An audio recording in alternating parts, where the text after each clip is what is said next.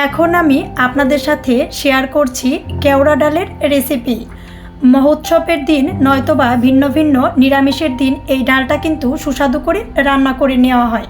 ঠিক একই রকমভাবে সুস্বাদু করে এই ডালটি করে নেওয়ার জন্য কোনো প্রকার স্কিপ্ট না করে সম্পূর্ণ ভিডিওটি আমার সাথে থেকে দেখে নিন।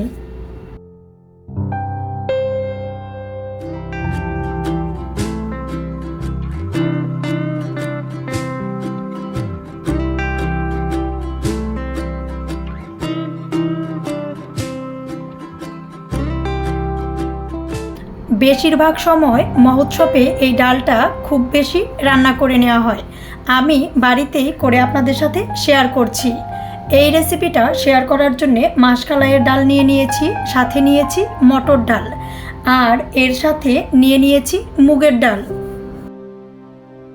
3 রকমের এই ডালগুলো নিয়ে নেওয়ার পর আমি মুগ ডালগুলো খালি কড়াইতে নিয়ে বেশ ভালো করে ভেজে নিচ্ছি। মুগ ডালগুলো কিন্তু অবশ্যই ভেজে নিয়ে নিতে হবে।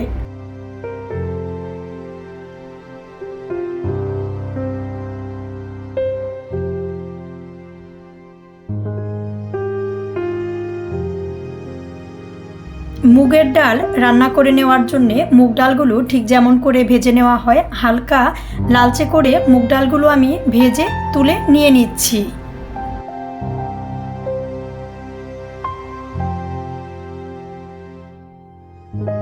এবার ডাল রান্না করে নেওয়ার জন্য একটি কড়াইতে নিয়ে নিয়েছি জল দিয়ে দেওয়ার পর দিয়ে দিচ্ছি টেস্ট অনুযায়ী লবণ। এবার গরম জলে ডালগুলো আমরা দিয়ে দিব। মুগ ডালগুলো ভেজে নিয়েছিলাম, মুগ ডালগুলো দিয়ে নিয়েছি। এর সাথে দিয়ে নিয়েছি মটর ডালগুলো দিয়ে নেওয়ার পর এরপর দিয়ে দিচ্ছি মাসকলাইয়ের ডাল।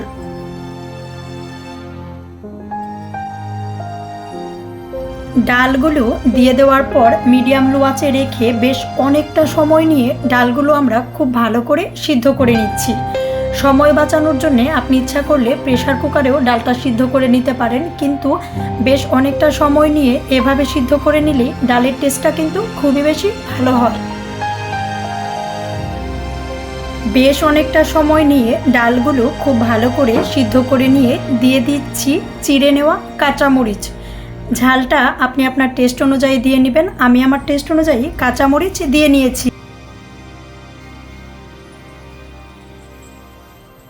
বেশ অনেকটা সময় নিয়ে ডালগুলো খুব ভালো করে সিদ্ধ করে নিয়ে ডাল ঘুটনি দিয়ে ডালগুলো খুব ভালো করে মিশিয়ে নিচ্ছি। ডালগুলো যতটা ভালো সিদ্ধ হবে আর মিশিয়ে নেওয়াটা যতটা ভালো হবে তার উপর ডিপেন্ড করে কিন্তু ডালটা খুব বেশি টেস্টি হবে। এর জন্যে ডালটা খুব ভালো করে সিদ্ধও করে নিতে হবে আর ডাল ঘুটনি দিয়ে খুব ভালো করে মিশিয়ে নিতে হবে।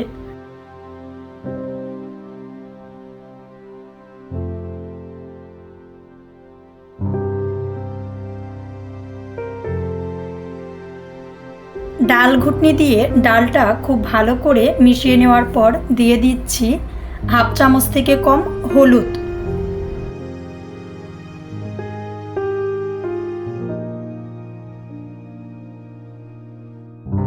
হলুদ গুঁড়ো দিয়ে দেওয়ার পর ডাল ঘুটনি দিয়ে হলুদ গুঁড়োটা আরও ভালো করে ডালের সাথে মিশিয়ে নিচ্ছি।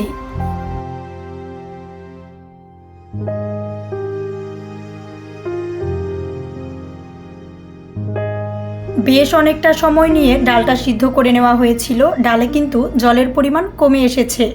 অপর একটি কড়াইয়ে আমি গরম জল হতে দিয়েছিলাম, ওই থেকে গরম জলটা ডালের সাথে মিশিয়ে দিয়ে বেশ অনেকটা সময় নিয়ে বলক তুলে খুব ভালো করে রান্না করে নিচ্ছি। অবশ্যই কিন্তু গরম জলই ব্যবহার করতে হবে, ঠান্ডা জল কিন্তু দেওয়া যাবে না। আমি জল গরম করে রেখে দিয়েছিলাম, ওই থেকে গরম জল দিয়ে খুব ভালো করে জাল করে নিচ্ছি। বেশ অনেকটা সময় নিয়ে ডাল খুব ভালো করে জাল করে নেওয়ার পর বাগার দেওয়ার জন্য একটি কড়াইতে দিয়ে দিচ্ছি তেল দিয়ে দেওয়ার পর তেল খুব ভালো গরম হয়ে গেলে দিয়ে দিচ্ছি বেশ কয়েকটি শুকনা মরিচ। এই ডালে কিন্তু শুকনা মরিচটা একটু বেশি করে দিতে হবে, এর জন্যে আমি বেশ কয়েকটি শুকনা মরিচ দিয়ে বেশ অনেকটা সময় নিয়ে খুব ভালো করে ভেজে নিচ্ছি। শুকনা মরিচগুলো খুব ভালো করে ভেজে নেওয়ার পর দিয়ে দিচ্ছি তেজপাতা। তেজপাতার পরে দিয়ে দিচ্ছি বেটে নেওয়া আদা। ইচ্ছা করলে আদাটা থেতু করেও দিতে পারেন, কিন্তু বেটে নিয়ে দিলে ডালের টেস্টটা একটু বেশি ভালো হয়, এর জন্যে আমি আদাটা বেটে নিয়ে দিয়ে দিয়েছি। বেশ কিছুটা টাইম খুব ভালো করে ভেজে নেওয়ার পর দিয়ে দিয়েছি পাঁচফোড়ন। পাঁচফোড়ন দিয়ে দেওয়ার পর মিডিয়াম আঁচে রেখে বেশ কিছু টাইম খুব ভালো করে ভেজে নেওয়ার পর যখন বাগারের উপর ডালটা দিয়ে দিব, তার একটু আগে কিন্তু চুলার আঁচটা একটু বাড়িয়ে নিতে হবে। ঠিক এই কারণে ডালের টেস্টটা খুব বেশি ভালো হয়। চুলার আঁচটা বাড়িয়ে নিয়ে সিদ্ধ করে নেওয়া ডালগুলো এখন আমরা দিয়ে দিচ্ছি। ডালের বাগার দেওয়ার উপরে কিন্তু ডালের টেস্টটা নির্ভর করে, এর জন্যে ডাল বাগারটা খুব ভালো করে দিয়ে নিতে হবে। আর বাগার দেওয়ার সময় যখন ঠিক ডালটা ঢেলে দেওয়া হবে তখন কিন্তু চুলার আঁচটা কিছুটা বাড়িয়ে নিয়ে ডালগুলো দিয়ে দিতে হবে। আমি প্রথমত অল্প কিছুটা ডাল দিয়ে নিয়েছিলাম, তারপরে সবটা ডাল একসাথে দিয়ে দিচ্ছি। সবটা ডাল একসাথে দিতে গেলে বাগারের সময় আমার একটু প্রবলেম মনে হচ্ছিল, এর জন্য আমি অল্প করে আগে দিয়ে পরে সবটা ডাল একসাথে দিয়ে নিয়েছি। দিয়ে নিয়ে 3 মিনিটের মতন খুব ভালো করে হাই হিটে রেখে জাল করে নিচ্ছি। হাফ চামচ দিয়ে দিচ্ছি ভাজা জিরার গুঁড়া।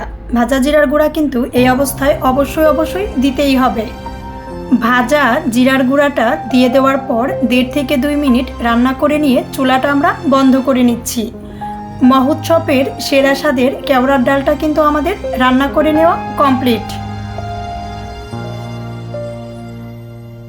সম্পূর্ণ নিরামিষভাবে করে নেওয়া কেওড়ার ডালের এই রেসিপিটি দেখে আপনাদের কেমন লেগেছে অবশ্যই কমেন্টস করে জানিয়ে দিবেন। ভালো লাগলে লাইক করবেন, শেয়ার করবেন, আর অবশ্যই সাবস্ক্রাইব করে আমাদের চ্যানেলের সাথেই থাকবেন।